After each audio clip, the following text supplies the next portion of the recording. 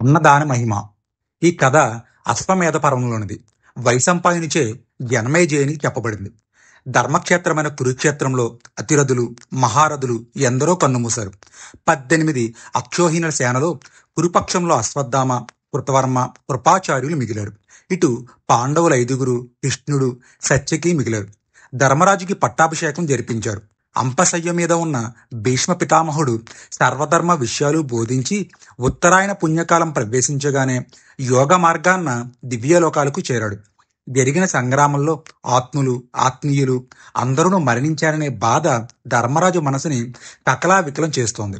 ఆ మహాపాపాన్ని ప్రాయశ్చిత్తం చేసుకోవాలని భావించగా అశ్వమేధయాగం సాగించమని విద్వాంసులు సలహా ఇచ్చారు.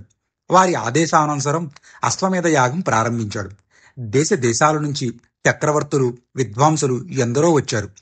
వివిధ నగరాల నుంచి, జనపదాల నుంచి లక్షలాది మంది ప్రజలు ఆ యాగాన్ని తిలకించడానికి వస్తున్నారు. చూడవలసి వచ్చిన వారందరికీ వస్త్రదానంతో పాటు నిర్విరామంగా అన్నదానం కూడా జరిపించాడు. మొదలైన వారికి సువర్ణ, మణి, రత్న దానాలు చేశాడు. అక్కడకు వచ్చిన వారిలో సంతృప్తి పడకుండా ఉన్నవాడు అంటూ ఒక్కడు లేడు. అలా సర్వజన సంతృప్తి కలిగించిన అశ్వమేధ యాగం చూచిన దేవతలు పూలవాన కురిపించి ధర్మరాజుని అభినందించారు. అలా ఆనందించే సమయంలో ఆ యాగశాల సమీపానికి ఒక ముంగీస వచ్చింది. వారందరూ ఈ శాలలోకి ముంగీస ఎలా వచ్చింది అని ఆశ్చర్యంతో చూస్తున్నారు. అప్పుడు ముంగీస నవ్వుతో, దేవతలు కూడా అభినందించే యాగమా ఇది అంది. తెల్లబోయారు అందరూ. దాని శరీరంలో ఒక భాగం బంగారు కాంతులతో లీనమై ఉంది. రెండో భాగం మామూలు చర్మంతో ఉంది.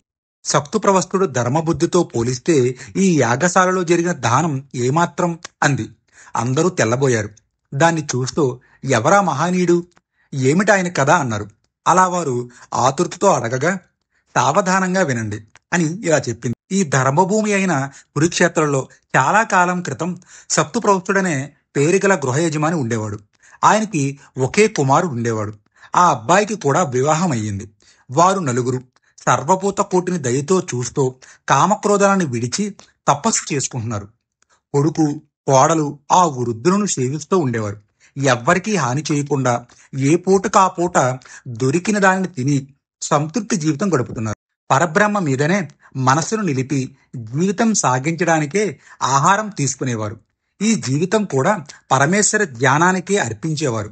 అలా ఉండగా ఒకనాడు వారు తమ పరిసర ప్రాంతాలలో శాలల్లో తిరిగి అక్కడ రావలసిన ధాన్యపు గింజలు ఏరు తెచ్చుకుని దంచి పిండి చేసి వండుకుని నలుగురు సమంగా పంచుకునేవారు. తినడానికి సిద్ధమవుతున్నారు. అటువంటి సమయంలో ఒక వృద్ధుడు వచ్చాడు. ఆయన కళ్ళు లోతుకుపోయాయి. ఎముకలు బయటకు పడుతున్నాయి. డొక్కలు మారి ఉన్నాయి. ఆకలి ఆకలి అని నీరసంగా అడిగాడు. ఆయనను ఆదరంగా తీసుకుని వచ్చి తన పక్కన కూర్చుండబెట్టుకుని, ఆర్య, తమ కుశలమే కదా, మా ఆతిథ్యం స్వీకరించి అనుగ్రహించండి. ఏ ప్రాణికి హాని కలగకుండా, ఏ పాపానికి ఒడిగట్టకుండా మేము తెచ్చుకున్న ధాన్యపు గింజలు, పిండితో వండిన ఆహారం ఇది. దీనితో మీ ఆకలి బాధ నివారించుకోండి అని గృహయజమాని తన భాగం ఆయనకు వడ్డించాడు. అది ఆరగించి తనకింకా ఆకలిగా ఉంది అన్నాడు. ఆ మాట వింటూనే ఆయన భార్య తన భాగాన్ని కూడా ఇచ్చింది. ఇంకా ఆ వృద్ధుని ఆకలి బాధ తీరలేదని తెలిసి కొడుకు, కోడలు కూడా వారి భాగం ఆయనకి ఇచ్చారు. అంతా ఆరగించి ఆయన ఆనందంతో, నాయన, మీ ఆతిథ్య సత్కారం, అన్నదానం నాకు తృప్తి కలిగించాయి. నీతో పాటు నీ కుటుంబంలోని వారంతా ఎంతో ఆకలితో బాధపడుతూ కూడా మీరు తినబోయే ఆహారం దానం చేసి పుణ్యం సాధించారు. మీ దానబుద్ధిని సర్వలోకాలు మెచ్చుకుంటాయి. ప్రపంచంలో ఆకలితో ఉన్న మనిషిని ఎటువంటి పాపానికైనా ఒడిగడతాడు. అన్నం కోసం ఎన్నో దారుణాలు చేస్తాడు మానవుడు. అటువంటి దశలో మీ దానబుద్ధి ఎంత గొప్పదో దేవతలు కూడా గ్రహించారు.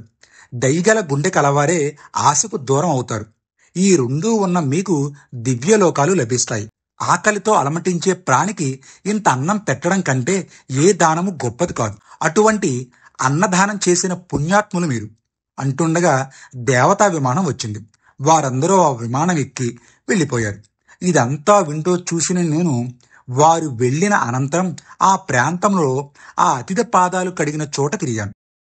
తిరిగిన పక్క ఆ పాదాలు కడిగిన నీటి తడి తగిలి నా దేహంలో ఈ భాగం బంగారమయమైంది. దానం అంటే అది. అనంతరం ఎన్నెన్నో దాన ధర్మాలు సాగే ప్రదేశాలు తిరిగినా ఈ రెండో పక్క దేహం ఇలానే ఉండిపోయింది. ఇక్కడ కూడా అంతే అని నవ్వుతూ వెళ్ళిపోయింది ముంగీస.